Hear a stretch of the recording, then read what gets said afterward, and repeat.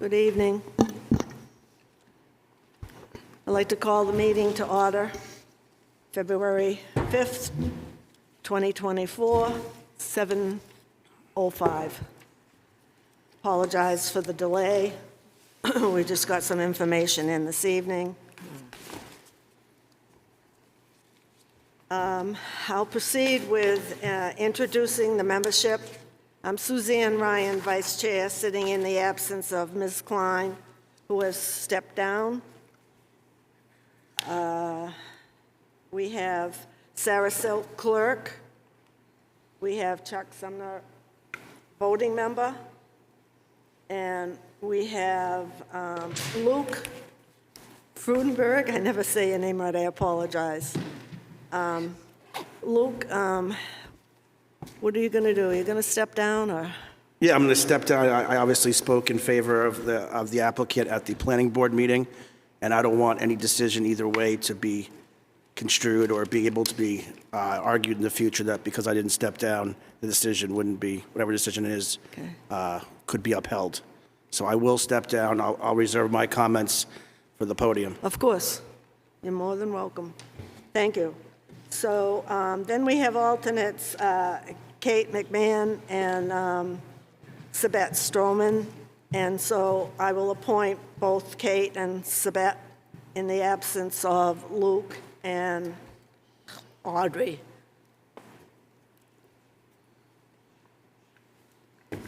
The first order of business is jurisdiction.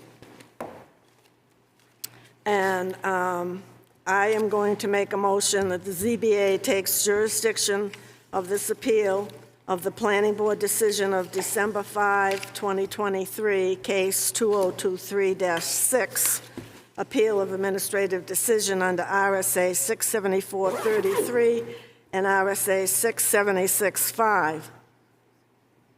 An administrative officer means any official or board involving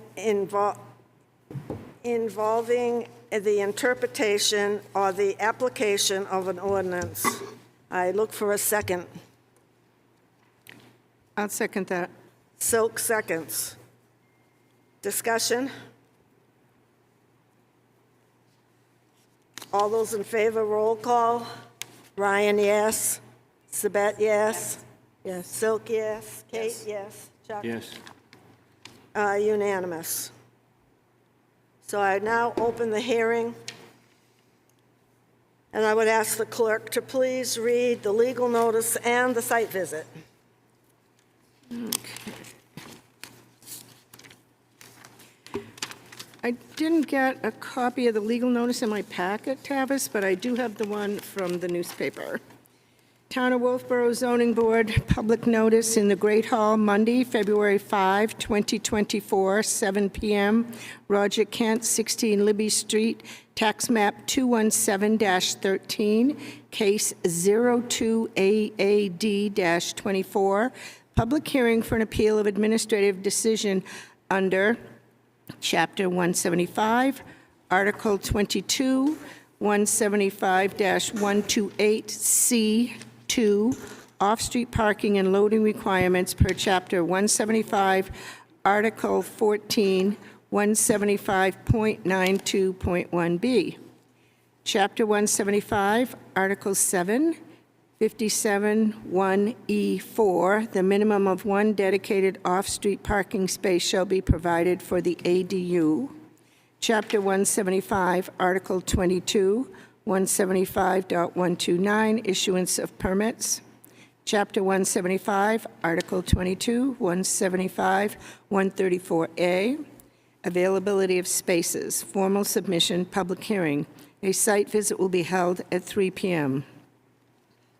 Sarah, could I ask you please bring your microphone right up to your mouth when you read the site visit? Okay. Thank you. ZBA viewing 2524, tax map and lot 217-13, case number 02AAD24. Members present, 3 p.m., Sabette Stroman, Charles Sumner, Kate McMahon, alternate. 3:05 PM, Suzanne Ryan, Vice Chair, and Sarah M. Silk, Clerk. Others, Robert Beckwith, property owner. Mr. Beckwith explained that the lower gravel driveway would become grass-covered, therefore no driveway would go to the garage doors on the lower level. A trench 10 feet long by 2 feet wide by 18 inches deep was built by himself approximately December 5th, 2023, immediately following Planning Board approval. A question was asked for its specific location as the lower area is snow-covered. Mr. Beckwith indicated it started at the rear corner of a small building on Hart's property, Lot 217-14, adjacent to the Beckwith's property, extending further behind said building's back left corner toward the church lot 217-9. The point of origin was indicated as the area where some silt fencing is exposed to the snow. The 18-inch deep trench is fabric-covered with crushed stone. Mr. Beckwith called it a French drain and indicated there had been no engineer involved. In response to a question, the applicant explained the parking on the upper level was immediately behind the L.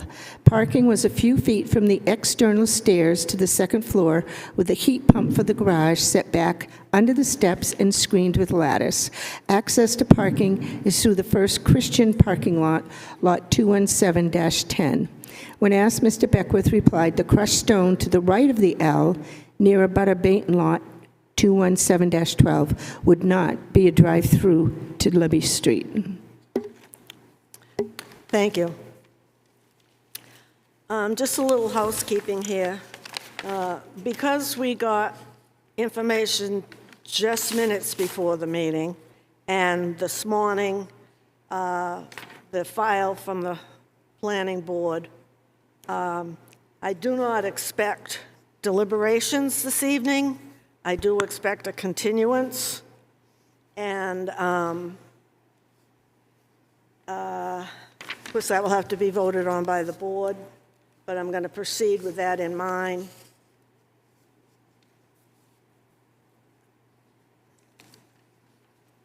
The board's definitely going to need time to review all this. So what we'll do is we'll follow our normal procedure. The applicant will go first. Ms. Klein is representing Mr. Kent of 61 North Main Street on these matters, and presents for him, and we'll speak first, and then we'll have the abutters, the public, board members, and we'll go back to Ms. Klein if need be. There'll be plenty of opportunity for both sides and all sides to speak. And what I would do at this time, I would ask Ms. Klein if she'd come to the podium, and this is what I would like to suggest. You have certainly the right to present as you wish, but I think for continuity, it might be helpful if you would read into the record page 3 of your application, number 2A and B. And then page 3, 2A and B. Is that?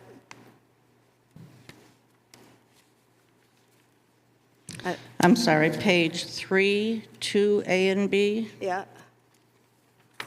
and the second one was what? And then the other would be, Page 5? then page 5, Okay, and then review each of the criteria and address it in some fashion that you feel is complete, incomplete, thorough, correct, not correct, in your own words. And the mic Okay. is yours. I have a point of order request, and that is that the town planner is representing the planning board, so he not also be giving this board advice or feedback. That you'd like what, I'm sorry? The town planner who's here, I believe representing the planning board's position, Yes. that he not also represent the ZBA or advise the ZBA? Oh, okay, yeah, thank you. I spoke with Mr. Austin in the beginning, and he won't be participating unless we ask him a specific question directly. Okay. Should Thank he you. still sit at the table? That's something for the board to decide, It but feels like when you sit at the table, you're part of this group. Well, it's an awkward situation in that he's, But there's a big conflict of interest here. well, but wait, hold on. He's not going to participate as a board member. He doesn't vote, he doesn't participate, and I've asked that he not give us advice, Right. because this case is a little different than the other in that it is about the planning board, for which he is the administrator of that board. But he's also our administrator.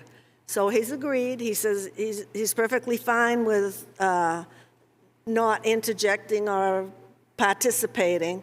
And when we're further along in this, I may have a question for him relevant to the planning board. Well, just for the record, I don't agree. I don't think he should sit at the table. And I think that he has not been a support to this board, and sitting there symbolizes support of this board. I would like to see him sit in the audience and be called to the podium. That's just my personal opinion.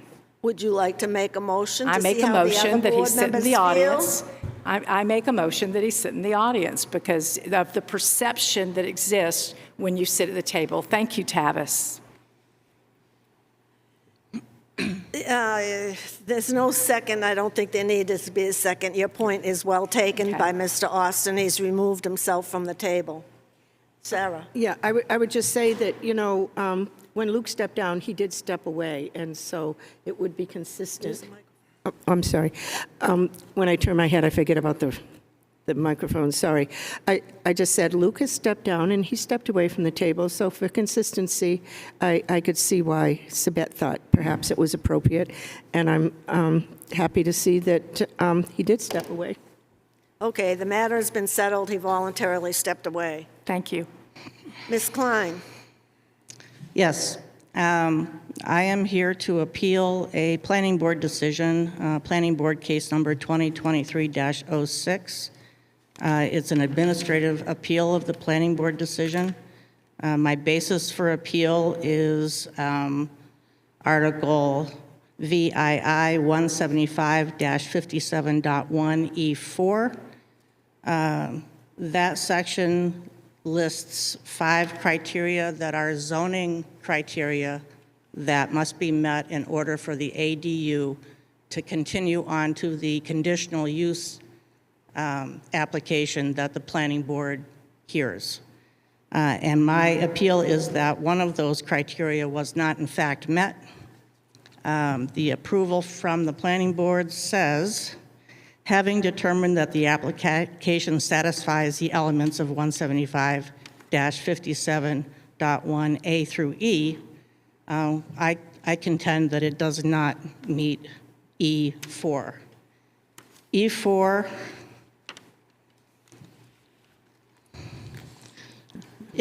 the application does not satisfy the elements of E4 because E4 states that there must be a parking spot identified, and there's additional requirements for that parking spot in the zoning under the parking regulations, which were not gone into in detail and met.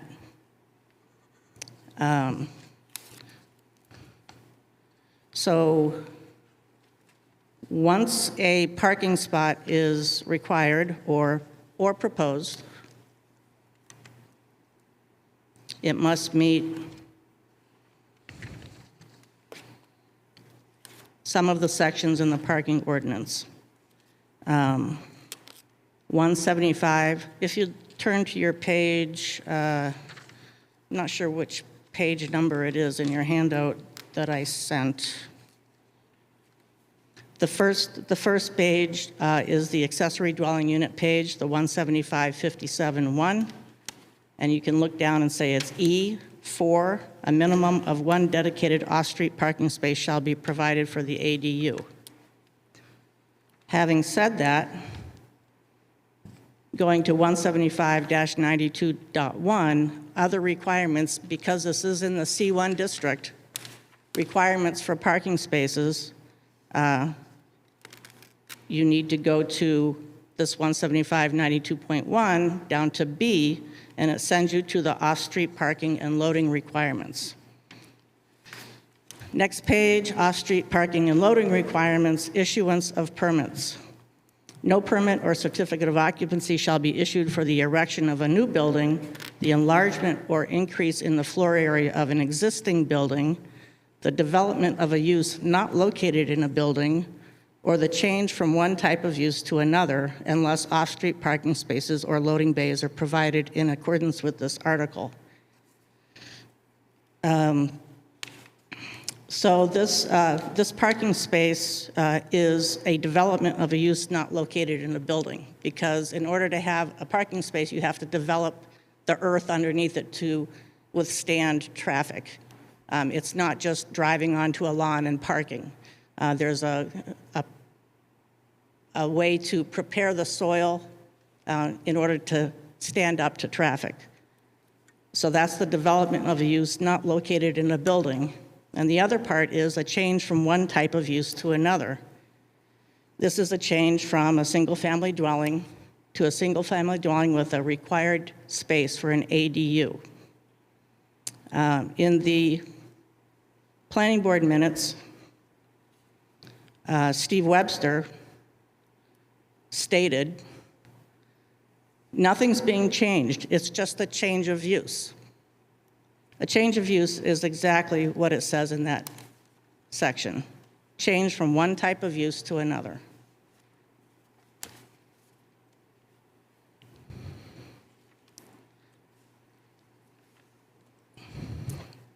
The next section discusses the purpose and intent of off-street parking. 175-128C, to protect adjoining lots and general public from nuisances and hazards, such as, number 2, accelerated runoff of surface water from land covered by impervious materials.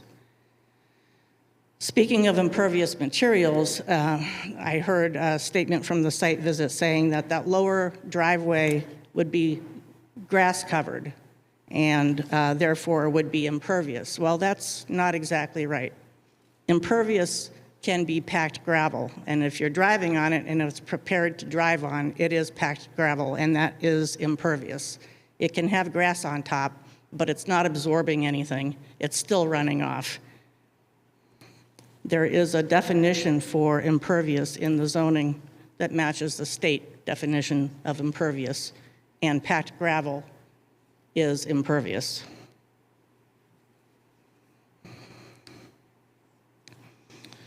Also, 175-134 talks about availability of spaces. It talks about a plan that shows a snow storage. One of the big problems here is there's no plan. The plan that was turned in with the ADU does not show these items and absolutely doesn't show what's already there that was prepared after the ADU application was conceived of. So there was a lot of work done on the lot that did not have a plan, doesn't have any scientific or engineering background, and is not what's there. So how could the planning board approve the conditional use with a site plan, with no site plan, and a site plan does not match what's there?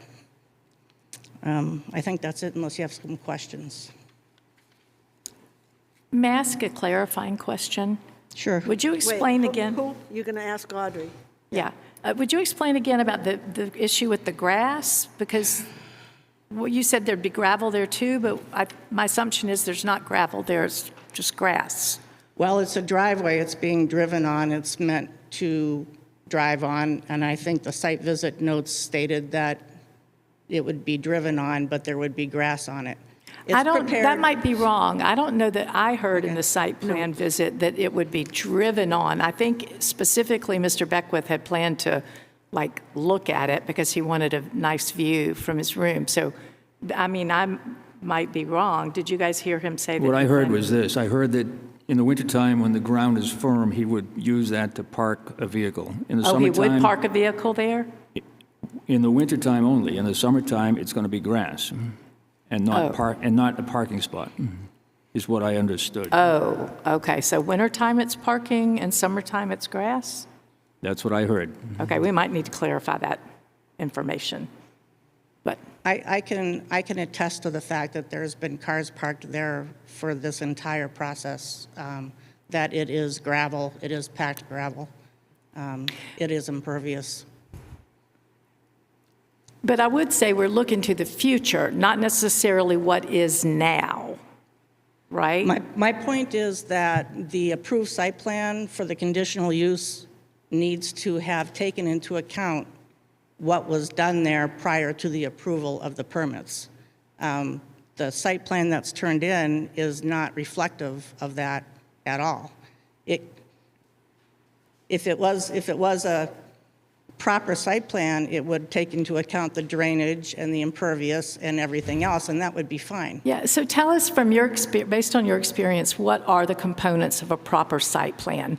What exactly should be in a site plan that the planning board is reviewing for like a conditional use permit? What do they need to see? Well, for this purpose, if you're looking at parking, then any place that a vehicle is traveling needs to be prepared soil, packed gravel, or a surface that would actually absorb water, like pervious pavement, some kind of engineered system. Any kind of retaining wall should have drainage behind them, filter fabric, so that the soil doesn't leach through the cracks and erode downhill. So there's a number of different, I'm not an engineer, but I am familiar somewhat with site plans and what happens if you don't prepare the area for traffic or a retaining wall to withstand the weight of the traffic going next to it. That's actually a building code issue. So all of those elements are part of the site plan. And how is it that we don't know, that we know or don't know? For example, you said where the car is being parked concerns you because it's just gravel. But do we know what went underneath that gravel? Do we have any documentation or details that we can refer to? Not that I have seen. And what I would don't normally? believe there's ever been a plan submitted for those aspects of this site. Okay. And that really is what we're just talking about, is there should be a plan that is engineered properly or looked at by somebody who understands the engineering of parking areas and drainage so that there isn't problems down the road. So a more thorough site plan would remedy this Essentially. situation? Well, yes. I mean, I think you can develop any piece of land properly with good engineering so that it stands a test of time without creating erosion and erosion, in this case, to the neighbor or potentially out to the street. So I think it's just a matter of there hasn't been an approved site plan with the elements that are necessary to meet the requirements in the code.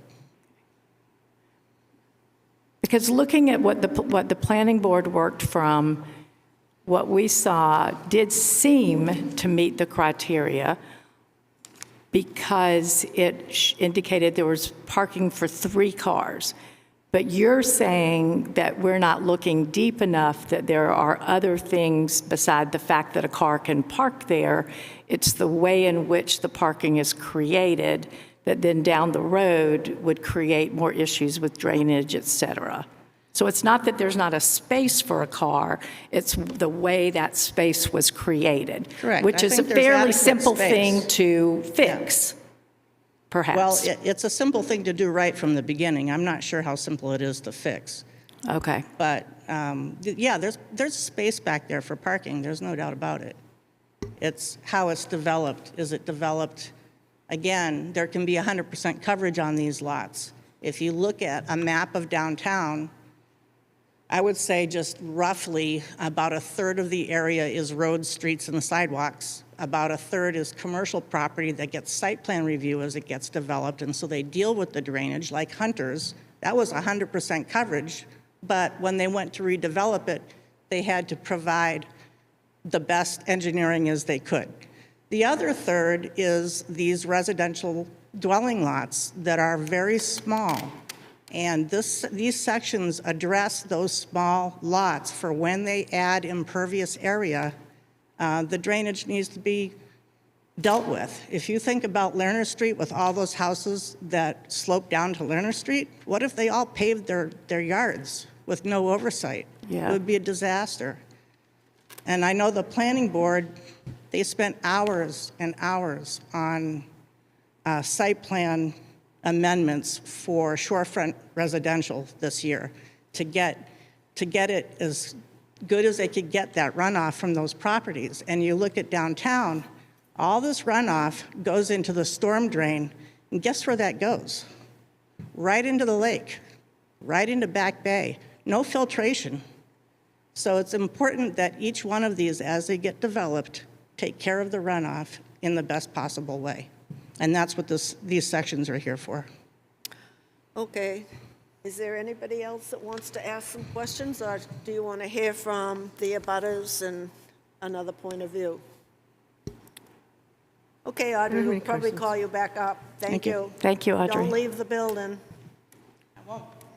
Okay, who would like to be up next?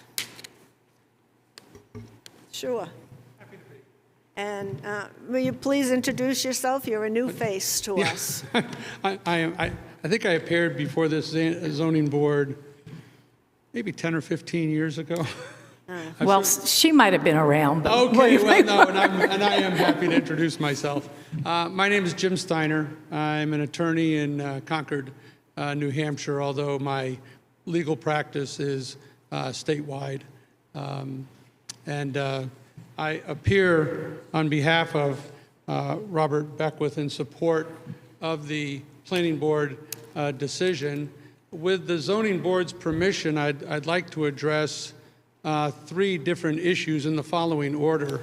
I just received tonight, as I suspect you did, the memorandum drafted by town council Laura Spector Morgan, and I'd like first to address that briefly.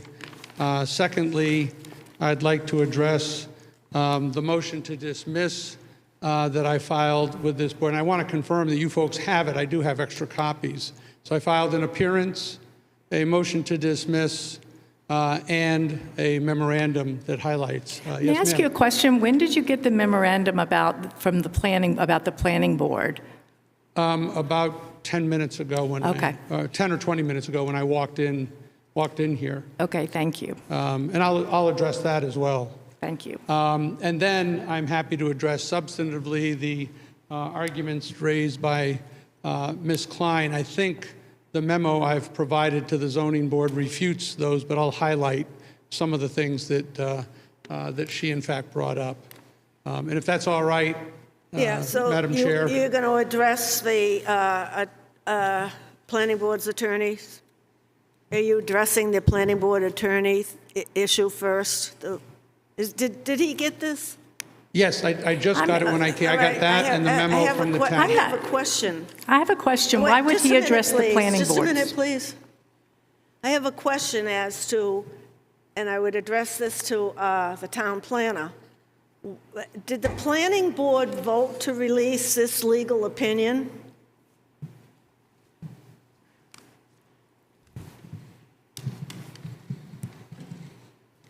The Planning Board Chairman, Kathy Barnard, requested Ms. Spector Morgan prepare that memo on Friday at approximately 3:00 p.m.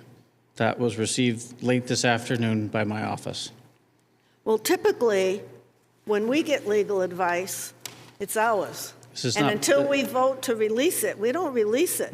Not to you, not to the town manager, not to anybody. I will let you address that with Ms. Spector Morgan And to give it, specifically. and to give it to the other side is like, well, you've done it, so we got to live with it. Well, I feel like it's inappropriate for Mr. Beckwith's attorney, to address something that the planning board's attorney has drafted, that we haven't even had time to absorb, that our attorney hasn't seen. I think you should step away from, I think you should stick to what you knew coming in before now and not addressing what the planning board's attorney has said. That's my thought. As you took jurisdiction of the case, it was Ms. Spector Morgan's opinion that it could be received as public comment. It is not legal counsel to the planning board. Yeah, Audrey, No, wait a but Audrey minute. needs to have a copy of this. If it's public. This was addressed to the board, the planning board. But I agree with you. I do not want to discuss this letter. No. I don't want to go into depth about this other issue that you present. I'm not sure what you're holding in your hand, ma'am. You just raised something up and said you want to Yeah, go in depth on. the, whatever it is, this, I haven't had a chance to get exactly what it is. It's Some Attorney appearance Steiner's or comments. something, some appearance or some such thing. Were you planning on speaking? Were you planning on speaking on this that you dropped on us tonight? Is that the motion to dismiss? Yes. Yeah, Which one is this? I'm sorry, we've got a I lot am of new planning to speak on paper. it. What? you were? Yes. Like I said, there are three things that I filed on behalf of Mr. Beckwith. One is my appearance, so that you know legally I represent him. Secondly is the motion to dismiss. And thirdly is the memorandum I filed that rebuts the arguments presented before this zoning board regarding the appeal. So I do plan to address both the motion to dismiss and the memorandum that I filed, but I will plan to at least make a brief record, since we are here, regarding the letter from council, because I also researched the issue of, does this board have jurisdiction? And I think that's, I know if I'm appearing before a judge, I will tell you a judge normally says, what do I have that could be dispositive of making a decision? Well, there's a letter from an attorney telling us that there's no jurisdiction in the zoning board. Well, that would be dispositive. The second thing is there's a motion to dismiss this appeal because it's not properly before you if Mr. Kent did not sign the authorization. That would be dispositive. Thirdly is you then get to the merits of the issues that have been placed before the zoning board. I'm not in front of a judge. I've appeared before many zoning boards and planning boards, and I'm happy to address it if you prefer a different order. But I would like to comment about the lack of jurisdiction that this zoning board has, because I do agree with what council has stated and presented to you. And then secondly, this whole issue of, can Ms. Klein legally make the arguments before you that she has made? Oh, okay, so let's do one at a time. Yes. You're entitled to state your opinion why you feel we do not have jurisdiction. Thank you. So let's do that, and then we'll take the second one. Okay. I have no doubt that you are all familiar with the state statutes, RSA 676 and so forth, that govern both planning board and zoning board procedures. Indeed, they are fairly strict. And I think that, and I agree with what council has said, Laura Spector Morgan, and that is that there is no appeal of a planning board decision to this body. And therefore, if a court, if a board, if an administrative agency doesn't have legal jurisdiction to address the issue, the only remedy is to dismiss the appeal because it's not proper. I mean, the unfortunate thing about these things is, as you know, if you make a decision that affirms the planning board, everything else that's been presented to you is moot because it kind of dies on the wayside. But if the zoning board doesn't, then the further issues are taking an appeal to the Superior Court on these issues. It's always unfortunate.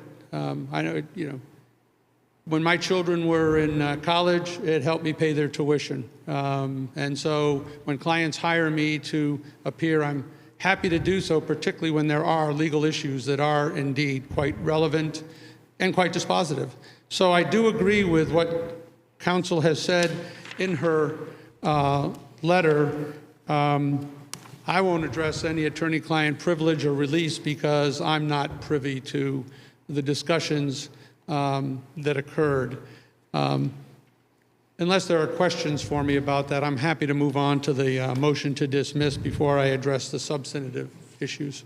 Yeah, I think it's duly noted. You've made your opinion known, and I think that the proper authorities will make the decision whether we're right or wrong. So you're in the record, and Thank you. May I ask- move on. No, move on. No, I'm not going to go there.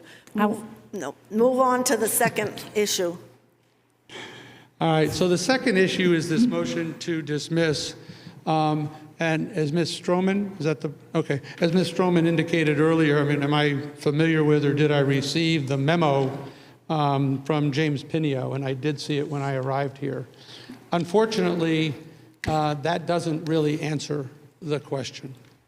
And the reason... You need to be more specific for people that haven't read the letter in the public, sure. maybe. Well, what it says here is that Mr. Pinio indicates the town can, and I quote, the town can now affirm, interior quote, the town of Wolfeboro has confirmed that Ms. Klein does in fact have authority to speak on behalf of Mr. Kent in this case, close quote. Unfortunately, that conclusion legally is not enough. And the reason for it is as follows. If, on the date in August that the assignment was signed, if it was not signed by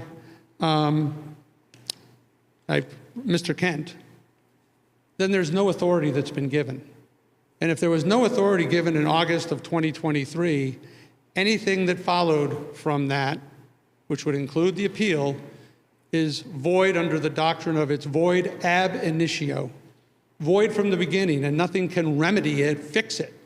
Because if there was no authority at the beginning, there was no authority that could be later ratified. And that appears to be what Mr. Pinio is saying, that, oh, we talked to Mr. Kent and he says she's got, she has authorization. That authorization needs to follow a certain procedure. It doesn't specifically have to be a power of attorney, as I've noted in the motion, but it has to at least be a writing signed by Mr. Kent.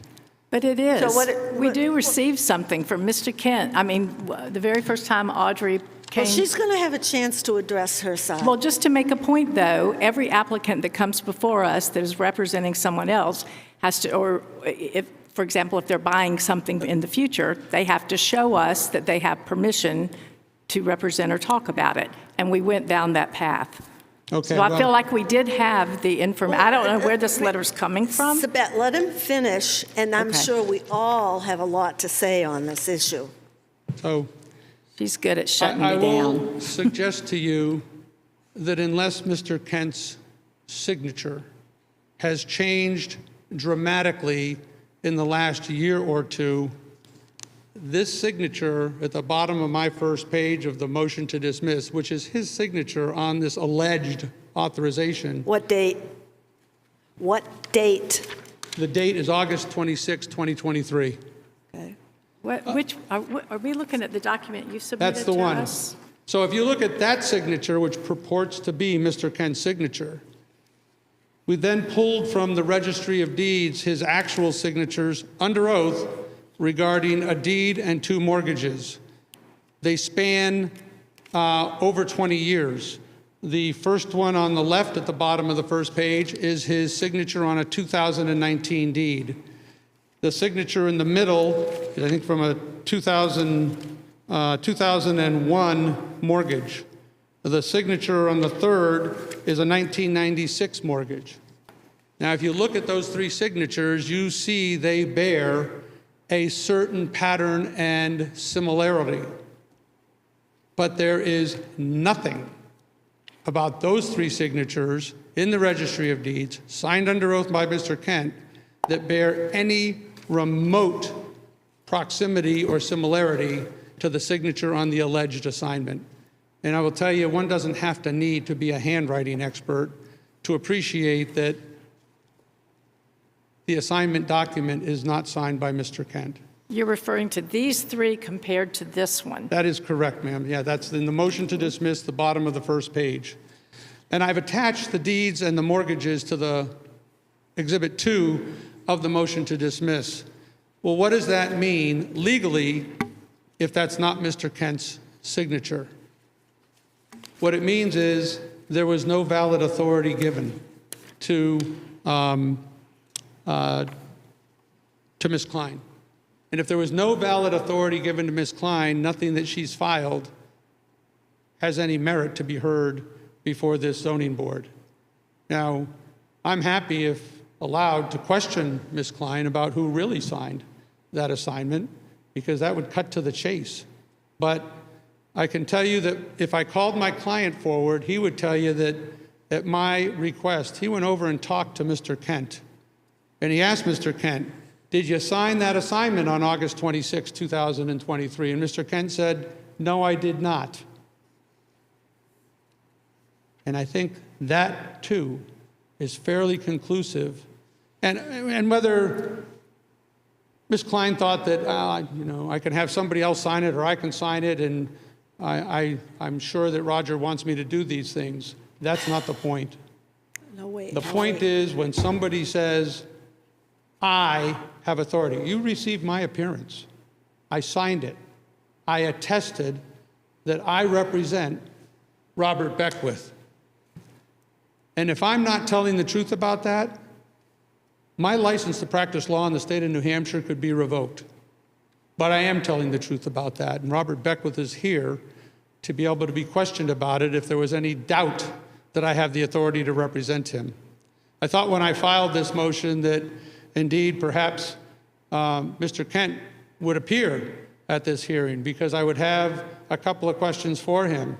One, confirm he didn't sign it. Two, that although he didn't sign it, even if he thinks that Ms. Klein has some authority to represent him, on what issues? Because my understanding from discussions with Mr. Kent is that there's only one thing that he's complaining about, and that is that somebody parked their car in front of, Mr. Kent has 3 bays of garages. He gave Mr. Beckwith permission to park in front of 1 bay because he doesn't use it. But somebody else, another neighbor, decided, well, if Bob's parking there, why can't I? So he parked in front of Mr. Kent's other bay. Well, it's a bay Mr. Kent uses. And Mr. Kent complained. He complained to Mr. Beckwith. Mr. Beckwith worked with the other neighbor and said, yeah, I have permission to park in front of 1 bay. There is no permission to park in front of the others. Mr. Kent said that's the only thing that he was upset about. Okay, so we're kind of divesting from this issue of the signature. I think that we need to talk about that some more. And at this point, as you heard when I started the meeting, it looked like we were going to continue this no matter what. I understand, yes. Because, there's no way we can handle all of this material. Well, this But is why I'd you like- get paid the big bucks. Pardon? This is why you get paid the big bucks. Yeah. To sit as the zoning board of adjustment. Yeah. So what I'd like to do, of course, this issue will go to our attorney as well with everything else. Good. But I kind of wonder if this isn't a civil matter, not a matter for us. But I see your point. You're saying if Mr. Kent didn't give her legal authority, then why are we sitting here? However, I would like Ms. Klein to address the letter in rebuttal to you before we go on to the case. We're not going to talk about the case right now, but I'd like to address this letter that Ms. Klein gave to us on 8/26/23. You have it. And it says, "This authority for Ms. Klein is to sign any applications or correspondence representing my interest and any planning or zoning board processes, and for any purpose involving appeals or legal process stemming from a land use issue or process." This, I think, is key. "The authority shall be placed until I notify the town of Wolfeboro in writing that I withdraw this authority." So it's going to take another lawyer to convince me that that isn't okay. We have never had these questions raised to us about authority of an engineer, authority of an applicant, authority. It's never come up. And so I would like Ms. Klein to address your comments, and then I'd like not to discuss it again. I'll leave it with the lawyers. Sure, no, that's quite fine. Ms. Klein, would you care to? I believe, Luke Freudenberg, I believe this zoning board operates under rules and procedures that allow the chair to have anyone coming before the podium to recognize the fact that they could be testifying and that this could reach a level in our rules and procedures that the information that they're under oath. In this type of position, the chair can put a person under oath according to our rules and procedures. Yes, I understand that. And I think the board should take a vote on that. Ms. Klein, do you care to rebut?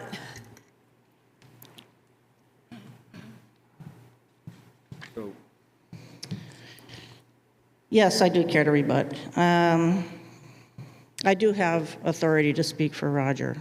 I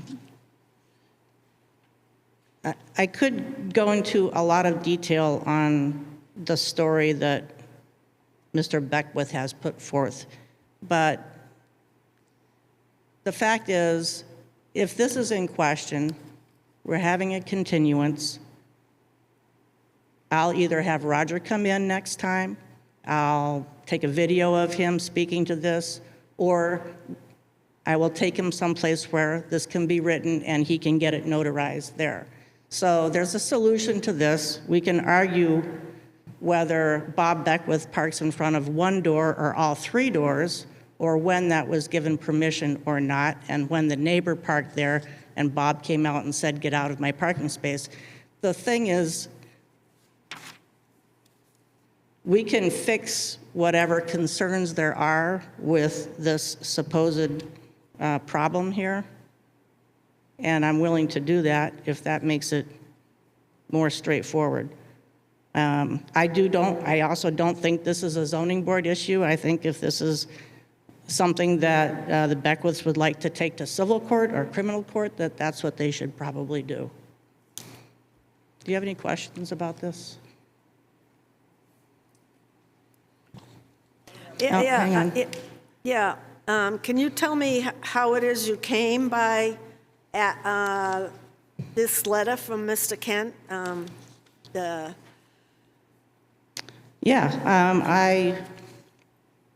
I was made aware of the Beckwith's application. I can't tell you the timing right now. I'd have to go back and look through my emails. I think on a Friday afternoon, and Saturday morning, I went to Roger's house and we spoke about it, and that's when this was written.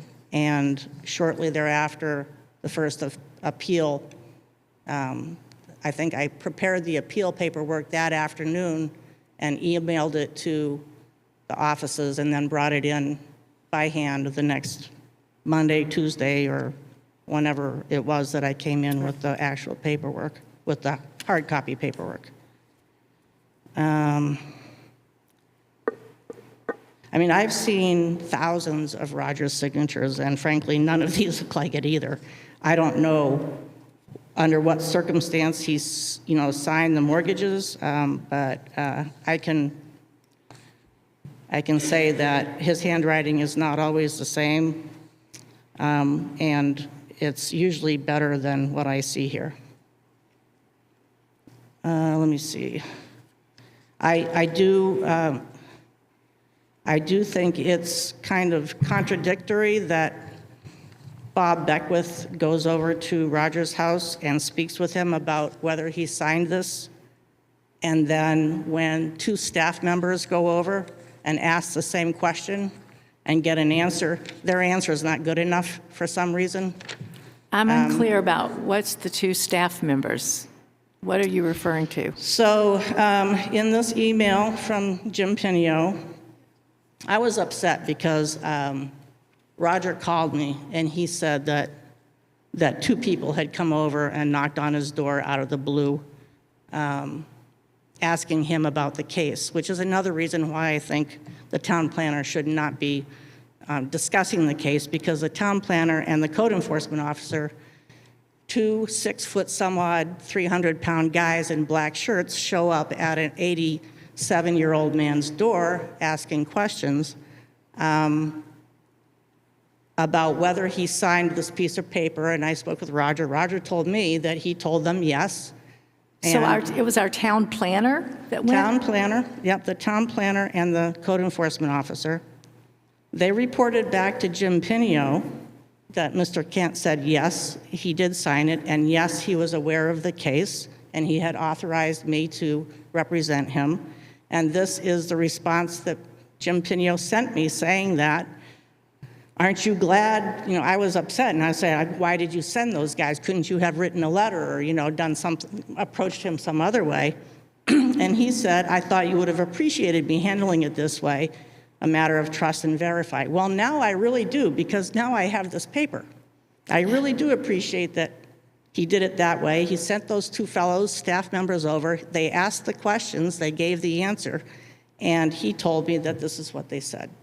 So if the two staff members' reports aren't accurate and Mr. Beckwith's is, I have to ask, well, why would that be? Questions? This is appalling. I do also want to say that I've been doing this for almost 20 years, and I don't know that I've ever seen an authorization notarized on any application. Now, it might have happened once or twice, but that's just not common at all. Is Mr. Kent, I have no idea who Mr. Kent is, but is Mr. Kent able to come to a meeting and testify? I think that he would have a difficult time hearing the questions in this venue. Yeah, I as think I if do. they were written, he could come and he could answer them. Could you do something like a videotape or a tape of something? Absolutely. A videotape of him testifying? I could bring him in person, not in this setting, but to the town manager's office, for instance. Yeah, all right. Or something, potentially. All right, But well- a videotape, a video of answering specific questions, yeah, absolutely. May I ask, I'm hesitant to ask this, but I don't want to be insulting to Mr. Kent, but at 87, mental capacity and confusion, is it possible that his age or something, there's been some confusion because of his age? He has no confusion. Okay. He does have Can we move on? significant hearing loss. Okay, I think I'd like this issue to be set aside until our attorney as well has a chance to see it. I don't think there's a need to keep beating a dead horse here on this, because we're not going to get anywhere. He said, she said, as the lawyers like to say. So could you please go on and give your testimony on the application itself, because we are going to continue. Okay. Right or wrong or indifferent? Could I just say one more thing about this? Can you talk into signature your issue? microphone? Don't look at me, because I make the mistake when I look at Suzanne. I'm And you sorry. guys, you need to look at your microphone when you're talking. I can't hear you. I just wanted to make 2 points on the signature issue. We have two town employees who have gone to Mr. Kent and verified that he did in fact sign the document. Well, I can't hear you because of the bell. Sorry. I know, the acoustics in here are horrible. Acoustics are terrible. Okay, coast is So clear. we have two town employees who have verified with Mr. Kent in person that he did in fact sign that document in question. The only argument against that is Mr. Steiner's opinion that the signatures look different. And yes, they do appear different, not radically different, but different. But it's just an opinion, as he admits there is no handwriting analysis expert here testifying to that. So I don't see that there's an issue here. It's an opinion on one side versus the word of two Wolfeboro town employees on the other side. I don't Well, that's why I don't know what lawyer is going to, how a lawyer is going to decide that, Well, but because I don't see an issue. I hear you for a change, and I understand what your point is. But the fact of the matter is, if this authority is not given to us correctly, then we probably shouldn't be sitting here. But that's not for us to decide tonight. Our attorney is going to have to determine where we go with this. As you said, none of us in this room are an authority on handwriting. So that's why I say they've both had a chance to speak and explain, and that, as far as I'm concerned, it's not an issue. The issue before me right now is for Mr. Beckwith's attorney to make his argument why he thinks Ms. Klein's application is incorrect. So where do we go? Not that it's illegal. I'm not going down that road. It's just, we need to get on the record why Mr. Beckwith's attorney thinks that the reasons she gave to have this appeal are incorrect. And as I said, we're not going to deliberate. This is all going to be shipped over to the attorney, and we'll see where it goes at a continued meeting. All right, so we're going to consult with the attorney. We're not going to ask Ms. Klein to go and videotape Mr. Kent. That was just a suggestion. If she wants to do it, I don't think we have any authority to do anything about this signature All thing. right, so the next I move. don't want to touch it with a 10-foot pole. All right, so the next move is to consult with, What's that? the next move is to consult with an attorney. Well, we're going to. All right. I mean, this is, you don't have to, we don't have to vote on that. This will all go, both sides, both packets will all go to our attorney. And it's our attorney whose advice we will follow, good, bad, or indifferent. So then, sir, please present your argument against Ms. Klein's application. Sure. I do need to state for the record, though, that the memo from Mr. Pinio does not state affirmatively that Mr. Kent signed the document. It merely states that Ms. Klein has authority. And I go back to the void ab initio, and I think your attorney will address that. But if he didn't actually sign it, Ms. Klein didn't say that he signed it, that's going to be the legal issue that All has right, to be your addressed. point's been taken about this. Thank you. I just will- Let's set it aside. So,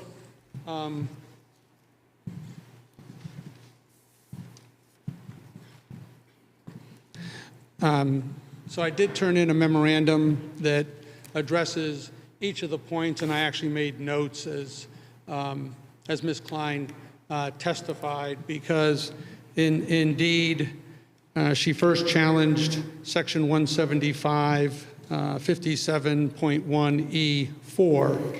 It says there has to be a minimum of one dedicated off-street parking space. And the planning board so found that there is an off-street parking space. And indeed, it is through the right-of-way that comes off of the church parking lot. That is the same issue as raised under 175, 129, that you can't issue a building permit or certificate unless there's off-street parking spaces. And the planning board did so find that the parking spaces depicted on the plan, and I think you have that, are indeed adequate. And indeed, the decision itself states that they concluded that there's adequate parking. Adequate parking has been shown, quote, unquote. Excuse me? So, When- oh, yes, ma'am. When you say "as shown," you're referring to a particular plan that was given to the planning board? That's my understanding, yes. And That's probably, Madam Chair, can I just request that the town planner show us that plan? it's probably this. Not that little picture, It's not that picture? It's not the, not the little one. The town planner emailed the entire planning board file to the board and made hard copies available in the blue box at Ms. Ryan's request. I think. Perhaps if I'd gotten in time to look at it, I would, Well, that was Are you sent at referring 9 to this this? morning, so I know. Are we referring to this that just shows 3 vehicles? that is the planning board packet. But is this the specific? I can't speak to what the planning board looked at specifically. Okay, can I, whoa. I just want to confirm, these 2 pictures? This is the plan you're referring to that we received? That is the packet. Okay. And again, let me just make a note that we got this information, what's today? Monday? We got it Friday?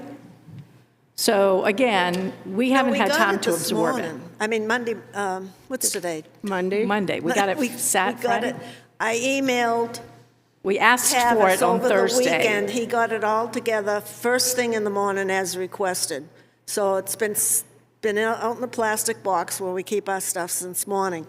I think you both have raised a point that Tavis just answered. I can't testify as to which specific plan the planning board used. So somebody make a note of that, please. The other question that I have, because I cannot read this, what is the date? What is the date on this plan? I can't read what the date was on this plan. It was April, one of them. No, the date on the plan. Oh, It should be down It's too here, but small. I can't read it. I know. It's there, I but I can't see can't it read either. it. Oh, no, I couldn't read this either. No. Wait, maybe I can take a picture and enlarge it. It probably, the pixels won't Hold come on. through. He's got a copy. Is it this, is it right down here? He has a copy. so I have a 11 by 14 version of the plan. The date appears to be September 27, 2022. Could you say that into the In the microphone? microphone, what was it? We can't hear you if you don't use the microphone. It's voice activated. There we go. September 27, 2022. Okay, 2022? yes. All right. Okay. And my client had said if you'd like the larger plan, he's happy to And, provide it to you. well, we could take that down to the new business that opened in town. It's called Beyond the Box, and have a copy made if the town doesn't have a machine that can do a full size. But would you like this? Full size, yeah. No. But Thank you. They should be able to make that copy on the Xerox machine, Thank you. And then not a size F drawing. And then the point being that you yourself said Ms. Klein can't use an old consent letter, that it doesn't carry forward. I think our point Right. is, we've got an old plan that we don't know what plan was used at the planning board, and if that same plan is carried forward or a new plan, we don't know. So that will have to be determined. Madam Chair, didn't you request of the town planner that he bring the file to the meeting? What'd you say, Sarah? What, I believe Suzanne sent an email to the Tavis requesting that he bring the file to the meeting for the planning board. And if they Right. brought a plan to the planning board and the planning board looked at it, it should be in their there's your file. Okay. Okay, let's move on to whatever Sure. the next point So is. my understanding is the 11 by 14 plan I've just given you is indeed a bigger copy of the plan that is in your record from the planning board. And I know you said you couldn't read the date. I understand when you reduce stuff to 8 by 11, the bane of my existence when I have to look at exhibits for court. But that larger version does give you a chance to confirm the date. And I think you'll be able to confirm that is the plan that was submitted before the planning board for the approval that's been given. And it does meet the parking lot standards. You can have that back because, thank you, but I see that it's the same thing, I believe, is in the file. We just had a little copy of it. So the appeal then goes forward to say, well, it raises an issue with section 175-128C2. And that talks about accelerated runoff of surface water from land covered by impervious materials. I listened to Ms. Klein's presentation, and it sounded like she was suggesting, well, you really have to have an engineer to make that determination. As to Mr. Kent's home, however, I think the zoning board can kind of take notice of the fact that streets are curved in such a way that on Mr. Kent's side of the road, runoff runs down his side of the road. On Mr. Beckwith's side of the street, it runs down his side of the road. The planning board did address water runoff by instructing as a condition that Mr. Beckwith had to, and he did, construct a trench that they specified by dimensions after having visited the site. So indeed, there is no merit to the notion that somehow Mr. Kent would have an issue to place before this zoning board regarding water runoff when there is no runoff from Mr. Beckwith's side of the road or his neighbors that would cross the street to Mr. Kent's side of the road. That kind of goes to the issue of, does one have standing to bring a complaint? One has legal standing to bring a complaint if they're being damaged by what they are alleging. In this case, that is, from an engineering perspective, simply not possible. But the planning board did address it. And the planning board indicated, here's what's needed. And Mr. Beckwith complied with the condition that was imposed.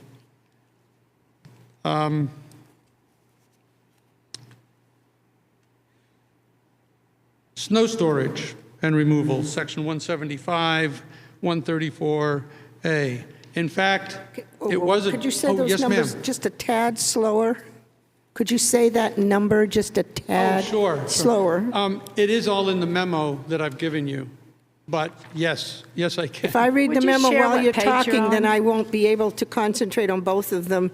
And since you just said it, I was really hoping you could just repeat it. Yeah. Would you share what page you're on in your memo? I didn't. Oh, sure. In the memo, I'm at the very bottom of the first page, the last paragraph, which says, lastly, challenge to snow storage and/or removal, and I cite, and Ms. Silk, the citation is section 175-134, parentheses A. Thank you. So Mr. Beckwith did address snow storage before the planning board. They approved it. Nothing had changed from when the original construction was put in place. And indeed, again, the issue of who is damaged if there is an issue with snow storage. Mr. Kent is not somebody who could be damaged by snow storage because it's not as if somebody on behalf of Mr. Beckwith is going to plow the snow across the street to block Mr. Kent's garage. So in fact, it was addressed and it was approved because Mr. Beckwith is following the same reasonable solution as to snow storage and removal that he's followed for 30 years with regard to snow on his property. Of course, that doesn't count, the road plow is an entirely different issue. That has nothing to do with either Mr. Kent or Mr. Beckwith. So I do conclude the memo by noting that Mr. Beckwith spoke with Mr. Kent, but we've already addressed that, so I don't need to review that again. If extra copies of the memo or the motion to dismiss are needed, I did bring extra copies with me, and I'm happy to give them to the board if you'd like them. I feel like I'm dense, but I never did get, I haven't found, I'm looking at The memo? this. Is that That's my appearance. right? And then I don't see where what you've been talking about listed in here. But yeah, I don't have this. Is it this? Do you guys have this? That's the memorandum. That's the memorandum. Okay, wait a minute, what's it say on the It's front? attached to the packet, this packet here that he gave us with all the other stuff, the one that says appearance. I didn't The have one it. that says appearance on it. Right, I didn't have It's it. the very last page. Oh, It's just yeah, one- way in the back. It's 2 pages. This is our packet. The one that says appearance on the I front. see it. Yeah, I got I it. apologize, it was at the very back. I know, it's hard to find. You were on the right one. It was in the back. It was buried. Yeah. I will tell you, I emailed it in, so I can't represent how the packet got stapled after that. But I am glad you do have all 3 documents, the appearance, the memorandum, and the motion to dismiss. And since some of you have just found the memorandum, I'm happy to answer questions if you take a minute to look at them and if anything jumps out. And if you don't mind, I'm going to take a look at the notes I wrote from Ms. Klein's testimony. And, Now, just keep going where you left off when we interrupted you. oh, no, that's fine. So I guess something that Ms. Klein said was talking about, if I heard her correctly, about the surface water impervious materials and whether the trench that the planning board required is adequate. Today is the hearing on the appeal. If there was going to be a challenge to that, the burden is on the appealing party, Ms. Klein, to show up here with an engineer who would say, and here's why it's not adequate. But you don't have that evidence in front of you. And I submit it's because that evidence doesn't exist. As I said, the work that Mr. Beckwith did not change the snow removal plan that is in place. And let me go back to the driveway. The driveway that Mr. Beckwith shows on the plan, the planning board reviewed, planning board concluded accurately that that meets the standard for legitimate parking spaces, off-street parking as required. And you have the plan with the parking spaces illustrated. You should also have in your record at least one photograph that shows a truck with a trailer behind it parked on the driveway where the 2 cars are. Yes, Ms. Have you read the minutes from the planning board, or have you watched the video from the planning board? I have not. I've spoken to my clients about Because what in occurred. fact, the planning board's assessment of the parking was only related to the space itself. It never came up anywhere about what Audrey was bringing up about the way, the impervious surface, and the fact that the drainage or issues could come farther down the road. And also, our town planner, in speaking to the planning board, summarized a number of very false statements that just kind of seemed to come out of nowhere. I'm happy to pull them up, but one of them was saying, he stated, no one has demonstrated an increase in volume because of anything that occurred on the Beckwith property. The majority of water is coming from the church. I mean, the things were stated by the town planner that, and I went back and listened twice to the planning board, and then as of today, I guess today, we had the 5 o'clock. I had the minutes to read, and so I do think there's a disconnect between what the planning board supported, which was the visual, here's 3 parking spaces, versus what Audrey Klein is contesting, which is this parking area has not been prepared properly for a vehicle to park there permanently. And I think, unfortunately, also, the planning board, in following what our town planner said, might have been misled based on some of the things that he said, because he summarized things that until I read it, I didn't grasp it. When you listen to him speak, it's hard to get it all. When you read it, you go, whoa, that's not at all what we've heard throughout all of these meetings. So I just want to bring up the disconnect there. Okay, well, in fact, my client would testify, if called upon to do so, that indeed the water runoff does come from the church, and it has come from the church. I think it did. I think historically we did hear early on that years and years ago there has been a problem with the water coming from the church. But then in a number of site visits and in hearing testimony, I think 3 different times between the planning board and people coming to the ZBA, the neighbors are very specifically stating that runoff is coming from Mr. Beckwith's property. Now, I don't know that that's from the drive and the parking or exactly where, but there is a disconnect between what we're hearing. 2022 and 2023. Okay. I'd like to have my client just address that question.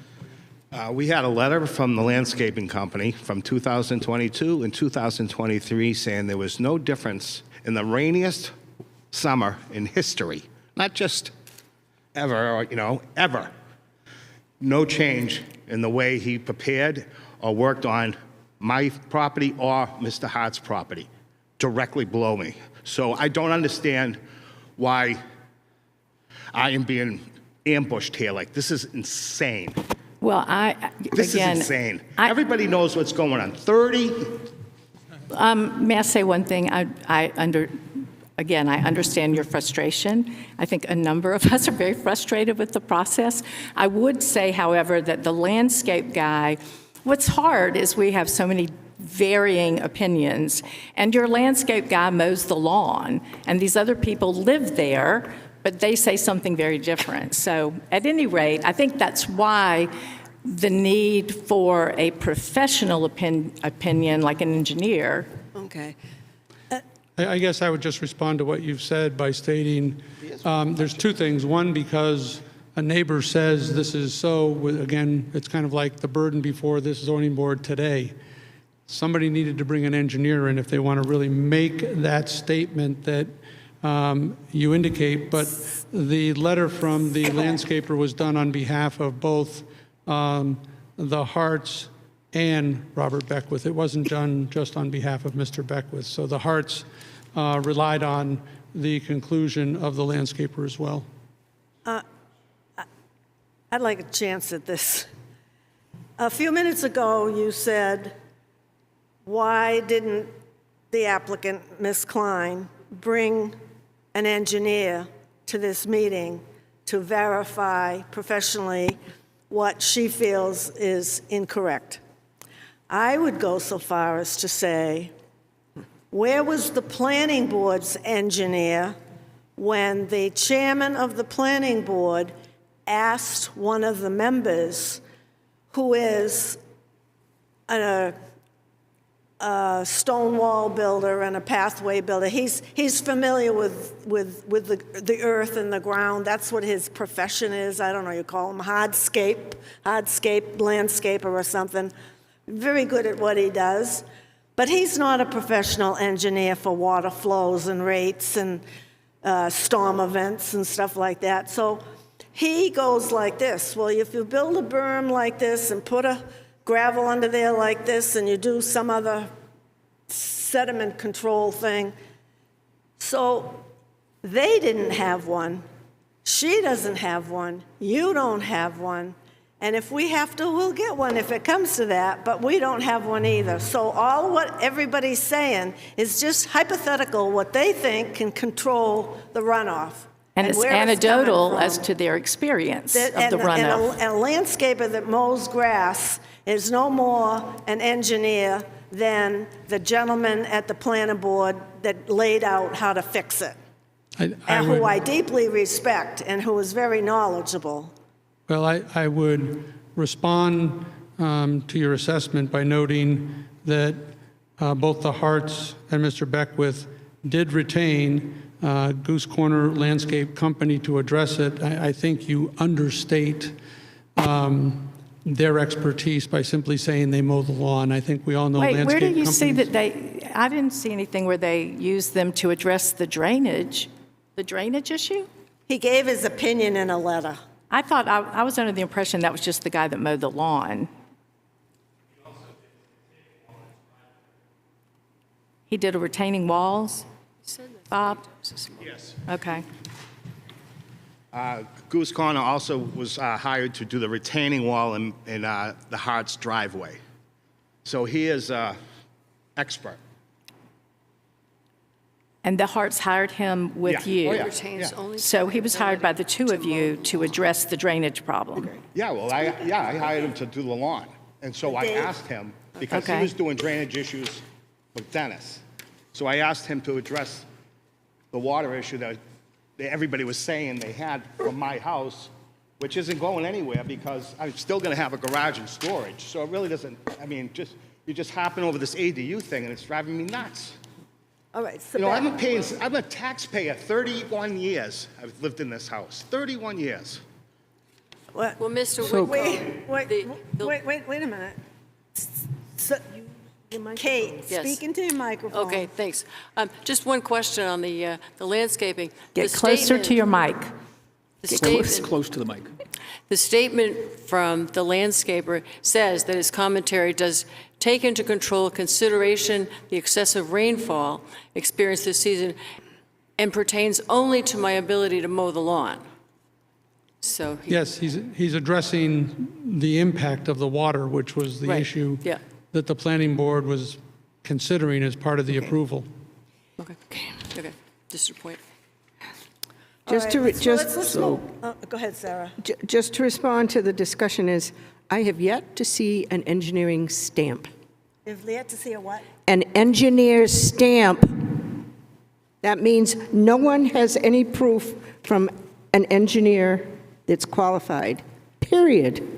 I don't believe there's anything in the planning board rules for approval that absolutely and unequivocally require an engineer. What's required is that the elements for approval are met. And if the board does not have enough information, they can get additional information from people that are qualified, correct? But the planning Indeed. board concluded that they had enough information and that the conditions had been met. Well, I think we're But one going, of the we're going round and round about an engineer. You're saying that we don't have one, they don't have one, you don't have one, so let's let that rest for now. We know nobody had an engineer. Well, I mean, the You only can say point they didn't have to. They didn't have Which is to. correct. They didn't have to. They didn't have to get But you use approval. it as part of your But argument. if Ms. Klein wants to challenge the sufficiency of the finding by the planning board, you're right, it can't just be, well, the planning board said it's okay, and she comes in and says, no, it's not. She would need, because the burden of proof is on her in this appeal, to prove her case. And that would mean bringing an engineer before this board to indicate why it's a problem. In the original application, it's enough that you had the landscape company do an assessment, and it's enough that the planning board said, yes, there's a condition before that's part of the approval process to remedy the water. No, I disagree. I want to say No, one thing. Wait a minute. Chuck has- 175, Sabette, Can I say Sabette, something, Chuck please? hasn't spoken, Oh, and he sorry. would like to speak. sorry. I think it's my turn. Mr. Steiner has pointed out that water runoff isn't even an issue for Mr. Kent because he lives on the other side of the street. Correct? And this whole motion is brought by Mr. Kent, but the water runoff piece of it isn't even applicable because it's not happening on Mr. Kent's side of the street. So I don't think it even deserves discussion. We beat it to death before. No, we can't answer it without having an engineer do a computer model of the entire neighborhood and simulate rain, runoff, and so forth, and calculate how much damage may or may not have been done by Mr. Beckwith's garage. But I don't think that's warranted, and in this particular case here, it's not relevant.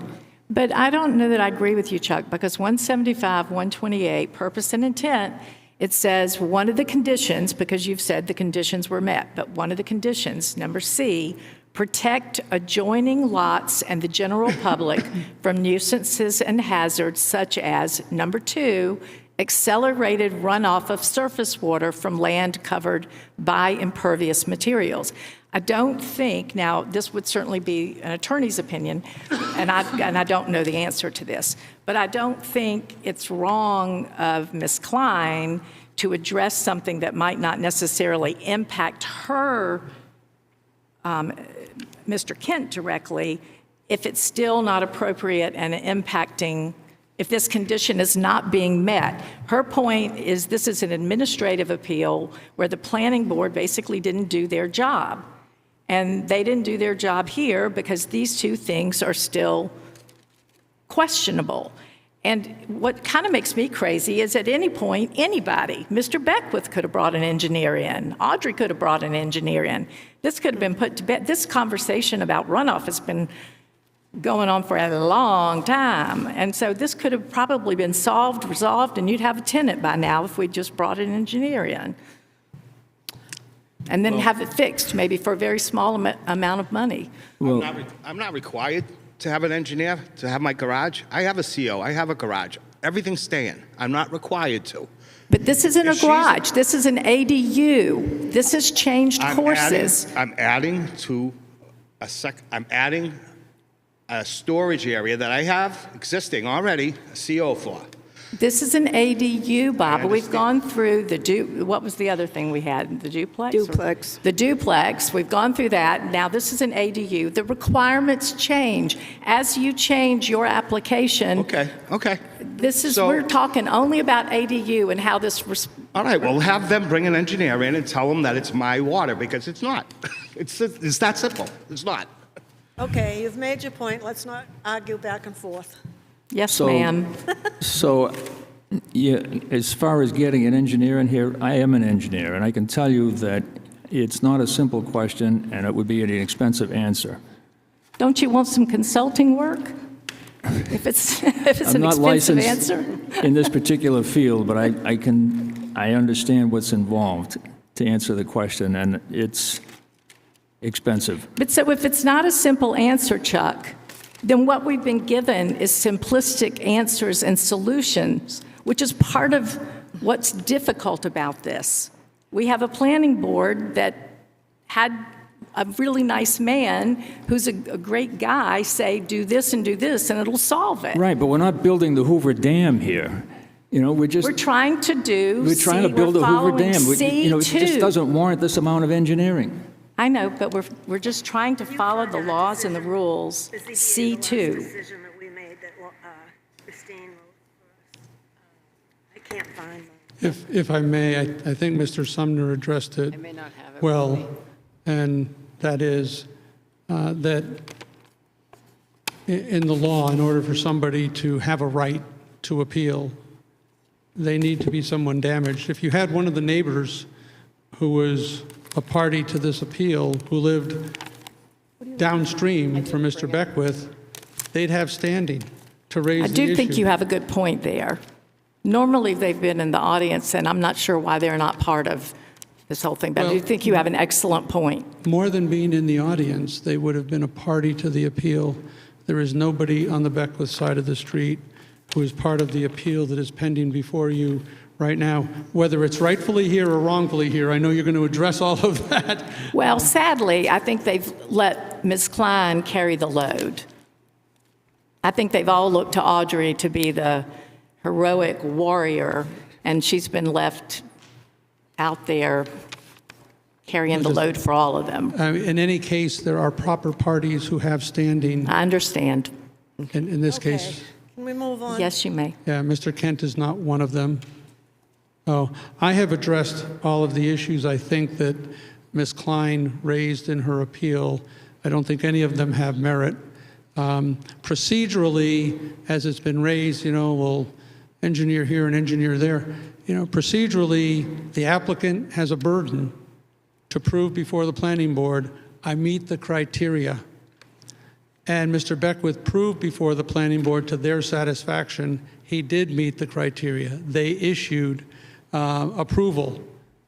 So now when that's appealed, the burden switches, and it's up to the appealing party to convince you that, no, Mr. Beckwith didn't meet his burden. But in order to do that, you do have to have the technical evidence, and you have to have standing to be able to raise the issue, and those don't exist here. I think I've addressed everything I can address. I'm happy for the dialogue. I'm happy to answer further questions. I'm also happy to sit down and you folks can go home tonight.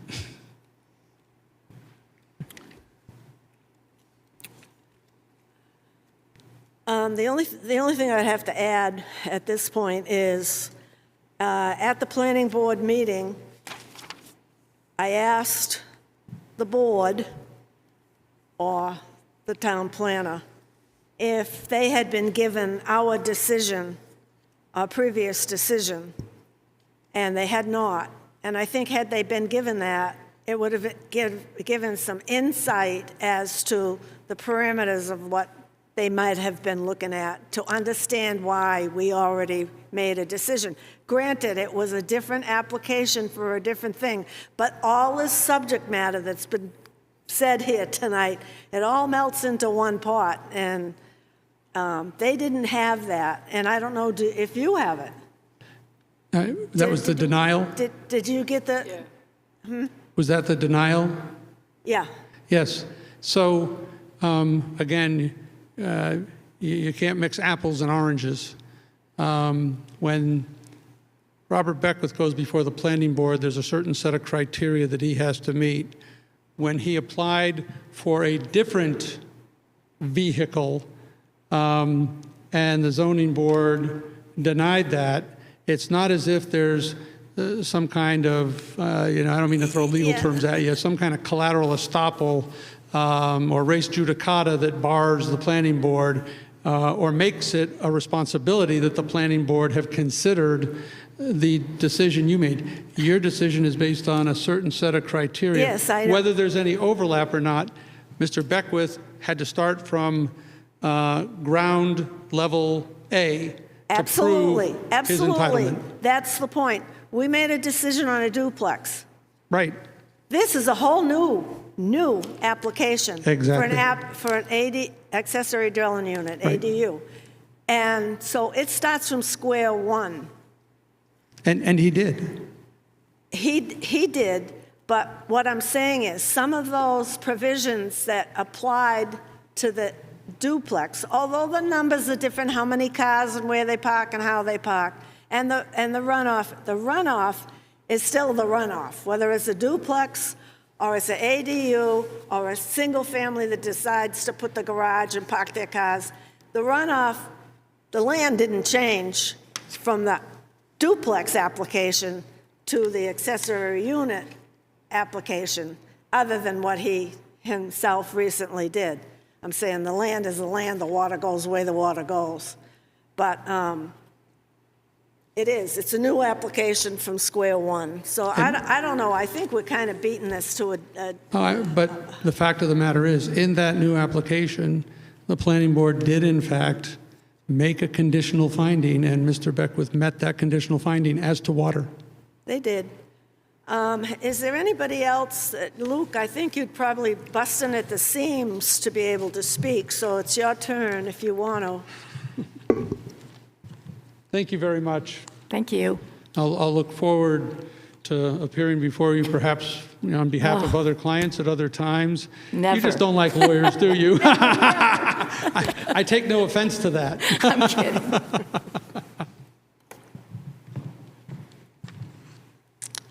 Again, Luke Freudenberg, 68 Center Street, Wolfeboro.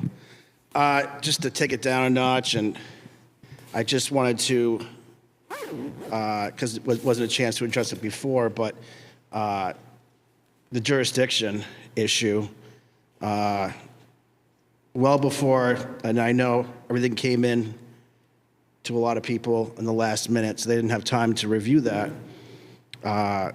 But I feel the biggest issue here before the board is jurisdiction. And what I've heard tonight is, and I don't want to paraphrase anyone's things, because I know I've heard a couple people say it, the planning board erred in their approval, is what I've been hearing from this board. And I find it interesting that the jurisdiction issue really hasn't been talked about as much as it really needs to be. What this board is supposed to do and what the planning board does. And it was funny because when I came in tonight, and just to take it down a level, you know, I asked AI, which is brilliant, and it says, you know, the Zoning Board of Adjustment typically does not have jurisdiction over decisions made by the Planning Board. These two entities serve different functions within local government and have separate areas of responsibility. The Planning Board is responsible for creating and implementing land use policies and plans, as well as reviewing and making decisions on various developments. They consider factors such as zoning regulations, environmental impact, community needs, and long-term planning goals when evaluating development applications. On the other hand, the Zoning Board of Adjustment is a separate entity that primarily deals with zoning-related matters. Their main role is to hear and decide on requests for variances, exceptions, appeals related to zoning regulations. While these two may have overlap in terms of land use issues, the decisions and jurisdictions of the Planning Board and the Zoning Board are distinct. If a decision made by the Planning Board is challenged or disputed, it would typically be reviewed by a higher level authority, such as a legal authority or a court. I truly believe this board does not have the jurisdiction to even be reviewing this. And I think it goes to, the question becomes is, would you want the planning board zeroing out what you did? The zoning board sent the issue back to basically said, nope, permit's denied, we're taking it back, permit was issued improperly. Applicant went back to the planning board for an ADU, which I believe one of the members stood up at planning board and said, this is not a good duplex, this is an ADU. Now the applicant's back, you know, for a hearing here on a application that was once again approved by the planning board. And I know there's a lot of emotion and but I think jurisdiction is the main issue here. And, you know, as someone who has literally served the town of Wolfeboro for now 9 years, I have to say, and this is as a citizen, but I honestly see no better time in my life where someone has been put through this process, an applicant, and you know, there's many different facets to this, and many people can be blamed for many different things. But Mr. Beckwith has the best case I've ever seen for getting this approved, and if he doesn't, he should sue. Thank you. Could you hold on a minute? Yeah, hold on. I have a question for you. What you just read about the duty of the planning board, what RSA, what state of New Hampshire law did you just read? I didn't. That's right, thank you. But there is. Thank you. It was in our packet, Thank you. actually. And by the way- That was taken and by away the from way, me tonight. What are you running for? The packet was taken away from me Re-election for tonight, so selectmen? I can't read the RSA that was provided to all of you. That's all that applies, Luke, is the state law. Well, not- it's in your packet. I don't have it. You took it away from me. But I What mean, you just read was not the state law. You went to AI. You need to Google the New Hampshire state law. But I do have a It's question. in the packet right in front of you. You can read it to me, but you No, won't give me the packet. It is a state law. Luke. Tavis is right there. I can call him up. He can read it. Luke, Wait, let me wait. just ask you a Sure. quick question. You said it's in our packet, but what part of our packet? We have packets up the wazoo I right know. now. We have Is it something that came from our town planner? Yes. Is it something that came from Thank you, Mr. Sarah. Beckwith's attorney? No. Is it something that came from Audrey's application? We have so many- Which Well, and part while of the we're packet looking, are you, shh, quiet. Which part of the packet are you holding up? It's my turn. Oh, this Sorry. is just, Okay, this that's is fine. something else, but Get the jurisdiction that he gave us, highlighted in yellow. it's highlighted in yellow in the It's highlighted packet, in yellow. which I don't I have. got so much All I have yellow is on my this. packet. Who sent it? Where did it come from? Came from Tavis. It was the state law. It is a state law. Okay. What I was trying to say with AI was just a justification and how silly the fact is that members of the zoning board, I mean, and I get it, but the planning board decided on this. Once, you know, the town decided, the member of the planning department and the code enforcement officer issued a building permit to Mr. Beckwith. I think you do raise a very good point about jurisdiction. I don't disagree with you bringing that up. I do have though a question for Sure. Suzanne. Well, just Because you worked with the attorney. Did the question of jurisdiction ever come up with our attorney? And did she ever indicate that we had no jurisdiction? It's not that. Our attorney has never told us we didn't have jurisdiction on this. I mean, so we're working on good faith knowledge from our attorney that we do have jurisdiction. I mean, I'm assuming because it has not come up from her. I don't just, but I think it is an excellent question. And I understand it, and that's why when I was asked, when I volunteered to step down tonight, I prefaced that discussion on, am I stepping down for the part on jurisdiction or the whole case? I didn't hear jurisdiction it was immediately taken jurisdiction of. And I think the whole case and all of tonight and all the discussion, I think the jurisdiction issue is the most important issue. Because if this board has no jurisdiction over it, everything else is hyperbole and a waste of time. And the planning board ruled, you could have this, you know, you could do this. So I mean, if we have jurisdiction, 100% fine with it. But it is in that packet and it is highlighted. All right, and hold on. I don't have it. So. Hold on, just so you're aware. On the notice of decision from the planning board on December 5th, 2023, the bottom paragraph, any person aggrieved, and this is state of New Hampshire, not AI. Any person aggrieved by the decision of the planning board may, within 30 days from the date of the decision, file an appeal with the Carroll County Superior Court. That's where the attorney's going. However, there's another line here. Or, where applicable, and that's what we're trying to decipher, file an appeal with the Zoning Board of Adjustments pursuant to 6765 Roman 3. So there appears to be an avenue for us to sit here and do what we're trying to do. But you never discussed that. We could be wrong, but doesn't make you right. But once you All right, open, Luke, once you've you had didn't your discuss, say. okay, I'll be quiet. Once you didn't discuss jurisdiction, you opened the case, and once the case is open, you can't give back jurisdiction now.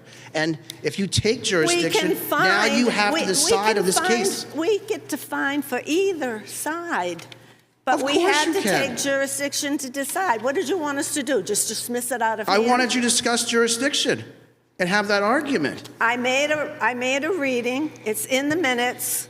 I called for a vote, and we all agreed. We are also taking advice from our attorney. So I think we've said all we can say to each other Okay. about it. Thank you. Thank you. Thank you, Luke. All right. Ms. Klein, do you have anything that you'd like to say? I bet you do. Come on up.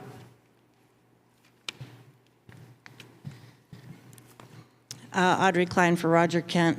And speak up, please. I wish I had taken notes. There's so much that was just spoken to. Let me talk about jurisdiction first. So the planning board and the zoning board have authorities. The planning board has, if you look in the zoning, if you look in the land use legislation section of our zoning, there's site plan regulations, there's subdivision regulations. Those are under the planning board's jurisdiction, except for when they're talking about an item that is regulated by zoning. then they either have to follow the zoning or send it to the ZBA.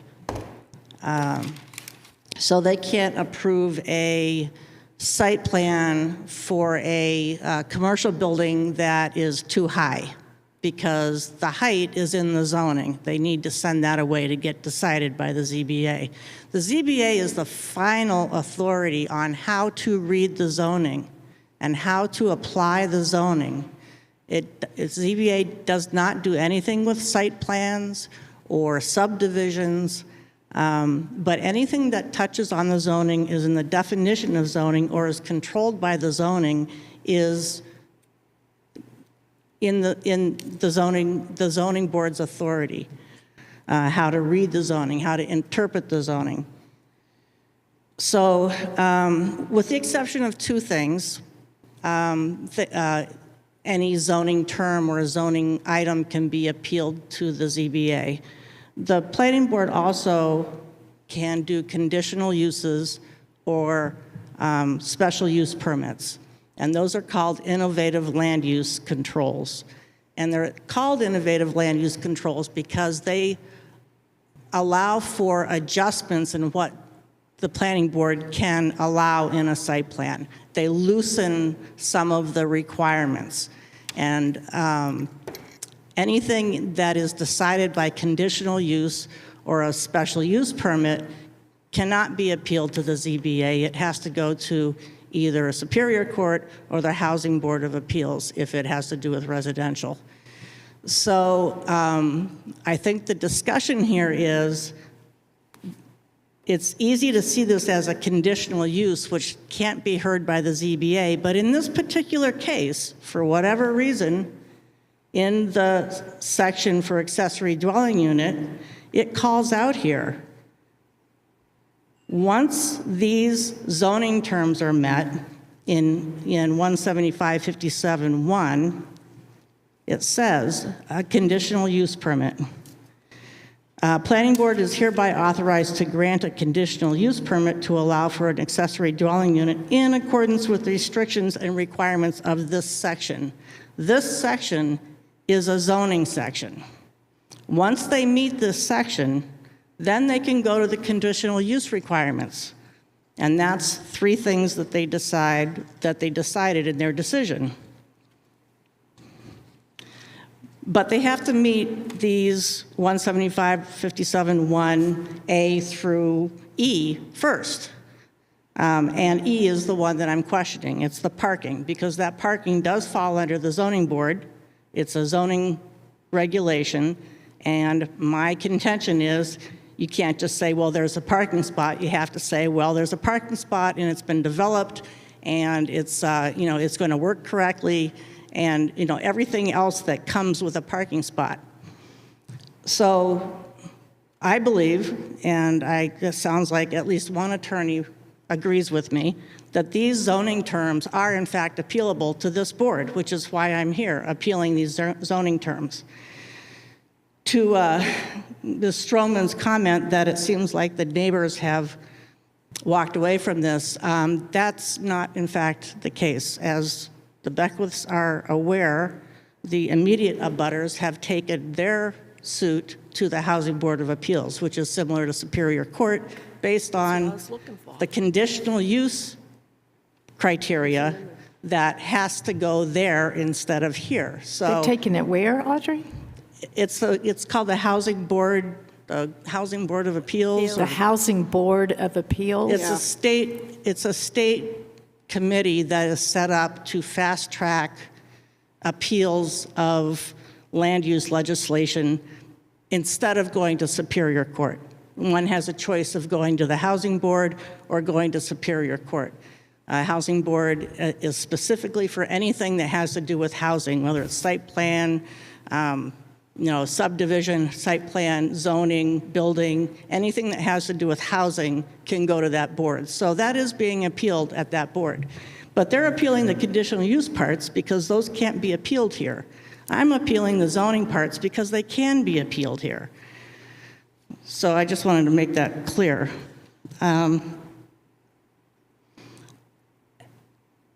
Going back to Mr. Freudenberg's issue. The whole point of the appeal is that I don't believe the planning board made a correct decision because they didn't take certain things into account, and those certain things are the things in the zoning ordinance that they did not take into account. It's a very normal thing to appeal. If they approved a site plan with a building that was too high, somebody would appeal it to say, listen, you couldn't do that. That building was too tall. You can't approve that. That's a zoning term. You got to go to the ZBA. So it's a very similar thing.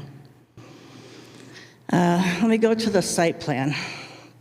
So there's been a lot of talk now and previously about how nothing's changed on the lot. The original application for the garage has a site plan that does not show any work behind the garage. There's no parking shown. There was no need for parking because they weren't at that point applying for an ADU. They did know they were going to be applying for an ADU, however, because the permits given actually say that on them. They weren't permitted to have an ADU until they started going through the process, but they knew they were going to have an ADU, and that's pretty much proof that that was the intent. So the first time that parking showed up here was when they applied the first time for an ADU. And here's a site plan now showing a car back there. So they had to develop that area back there for the ADU. Never mind just for the garage. I think they needed to do it just for the garage, but we can skip over that because that's not what we're here for. They had to develop that area to permanently park cars back there. And in the development of that area, they're responsible for taking care of any additional runoff. Yes, there was already runoff from the church, but you can't tell me that impervious area on half of the back of their lot isn't adding to that runoff. And if you ever saw the videos of the runoff while they were constructing, I think that you'd be convinced of that. Audrey, Yes. is a permit needed to put impervious material there to get a parking space ready? Do you need a permit for that? So I think that's the crux of the question. Here, where it's requiring a parking space, that means that that parking space has to be developed with something that's stable, crushed gravel, asphalt, something that you can drive on that will last, and not something you can only drive on in the summer or when it's frozen, but an actual driveway. And doing that requires certain types of construction, yes.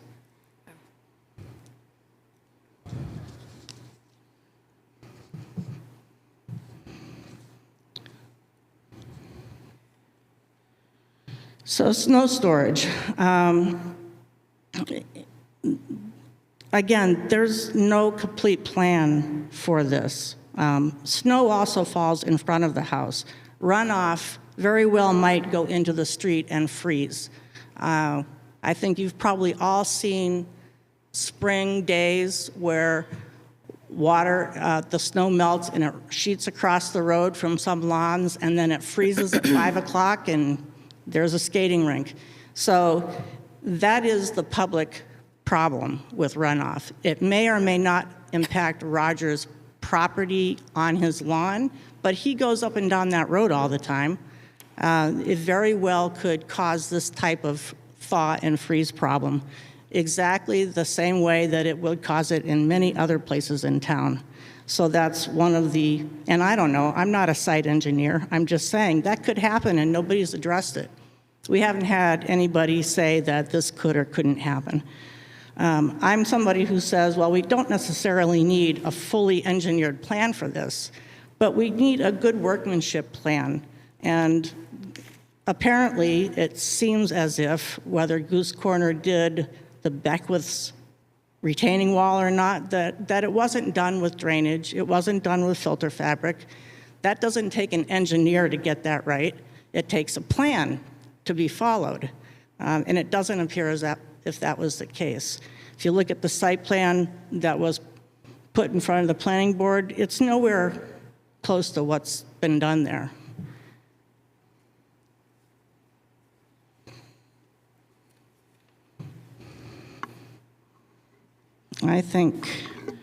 I do have a couple of overhead pictures from 2020 that show that the backyard was basically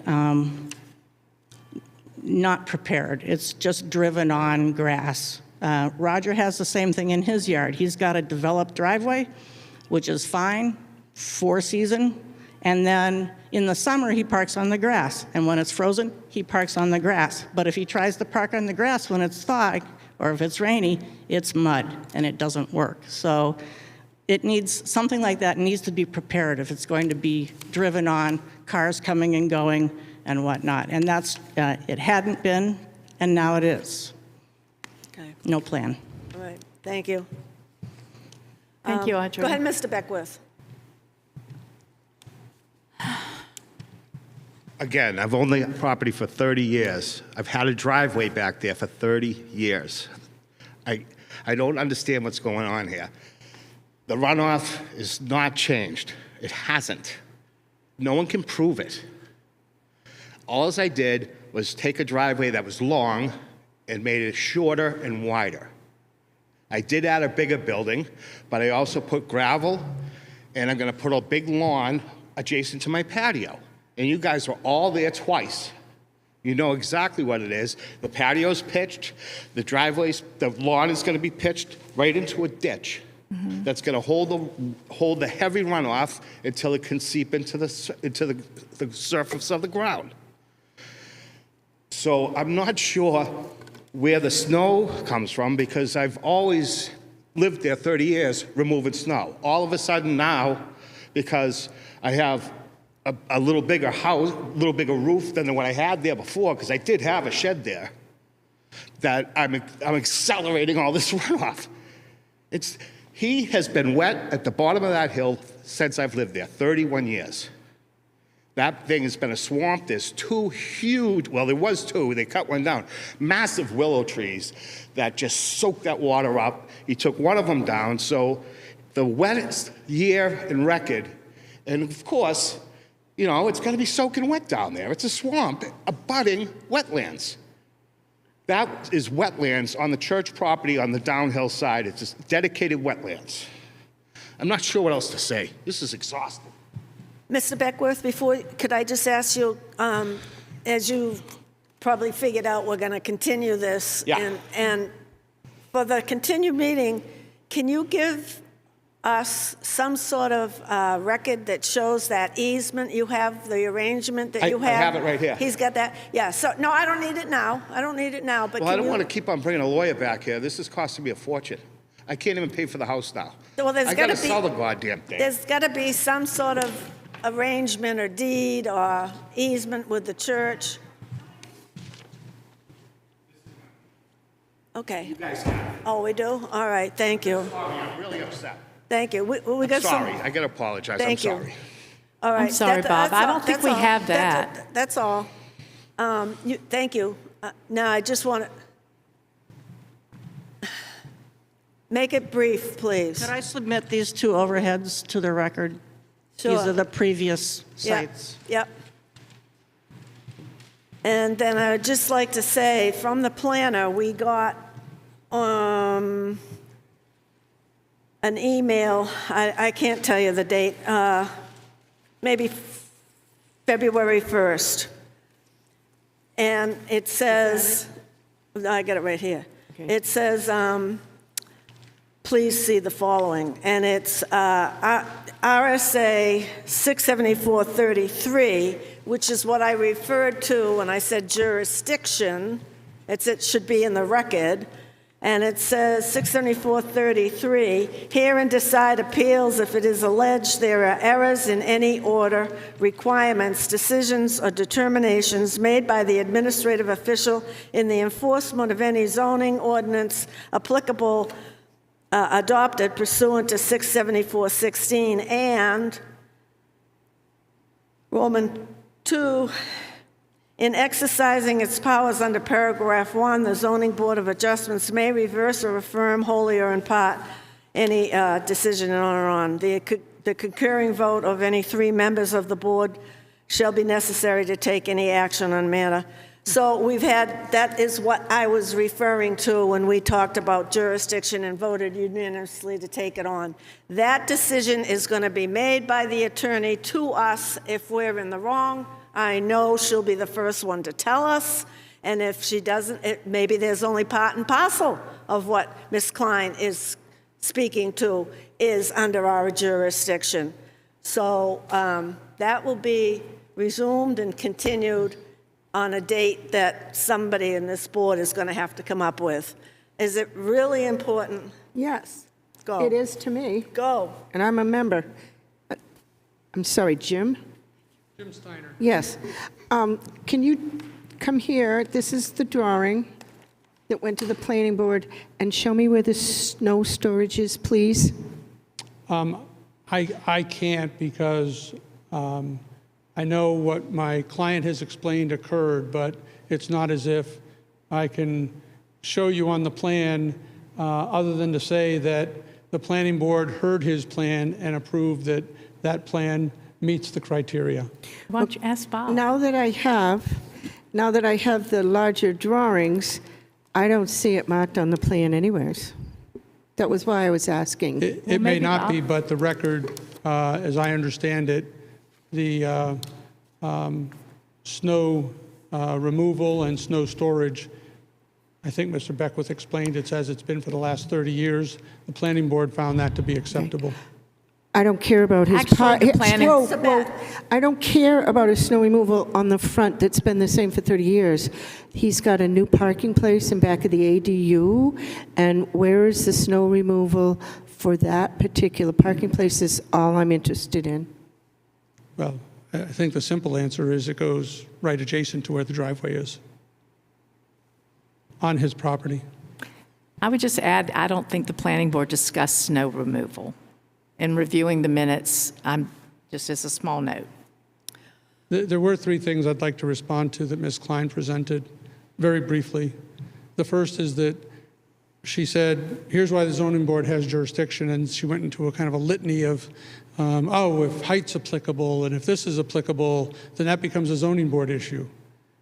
The examples she gave you don't apply to the Beckwith approval at all, so she cited nothing in support of why the zoning board could have jurisdiction.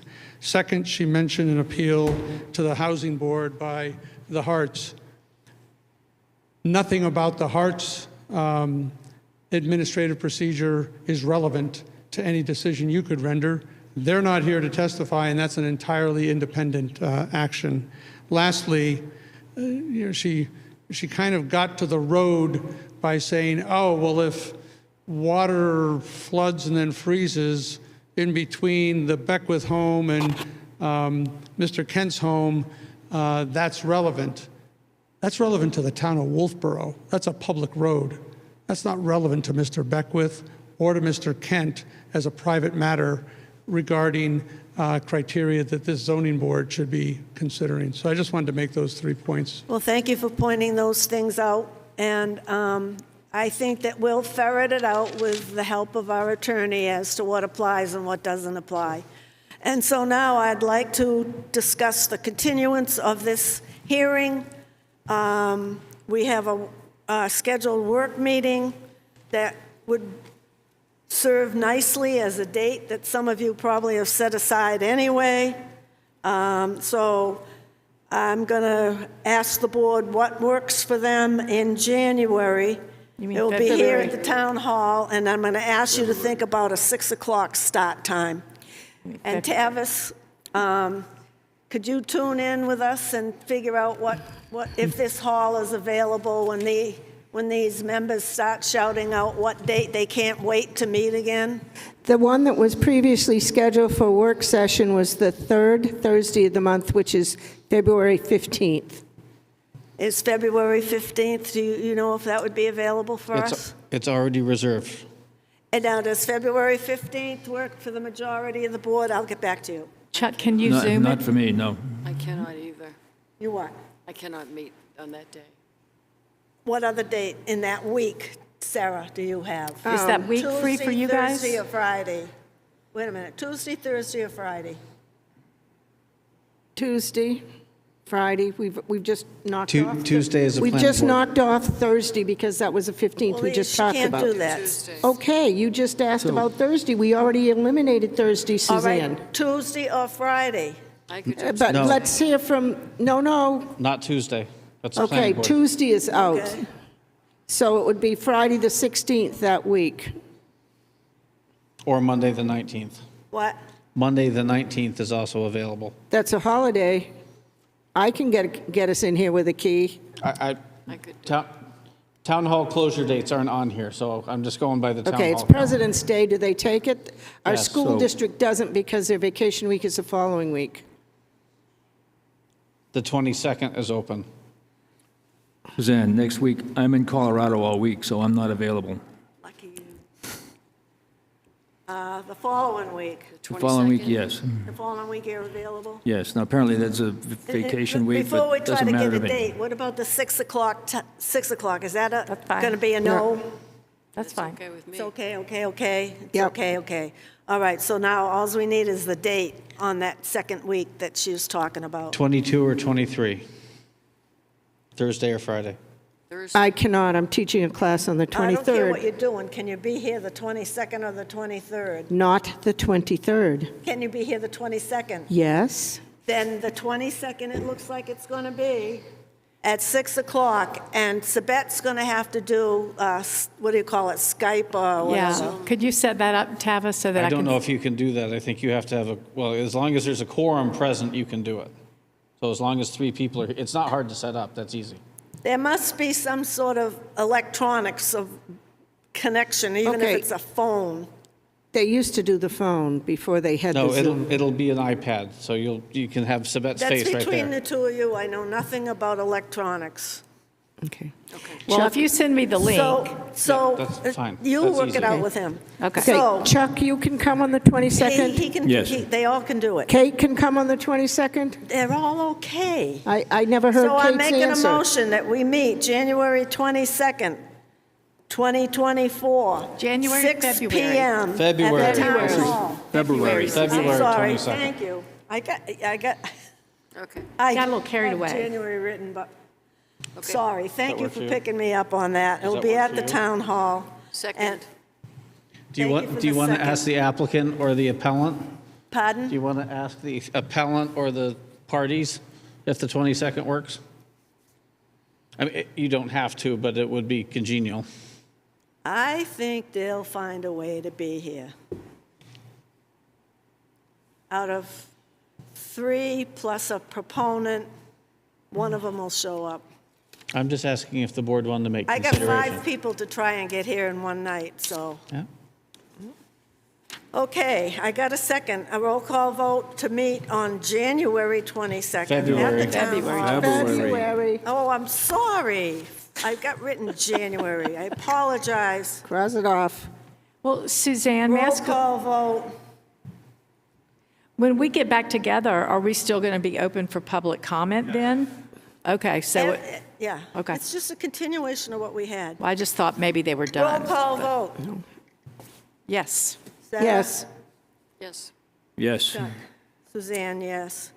I make a motion to adjourn at 9:15, and we'll see those of you that can be here in February 22nd. Thank you all for your patience. You too. Thank you, board members, for your patience. Tavis, could you please be certain to pick up this file so you can return it to your office? Yeah. Everything is back in there. Did you have something else? Hey. You already adjourned. I'm just wondering if the board is also.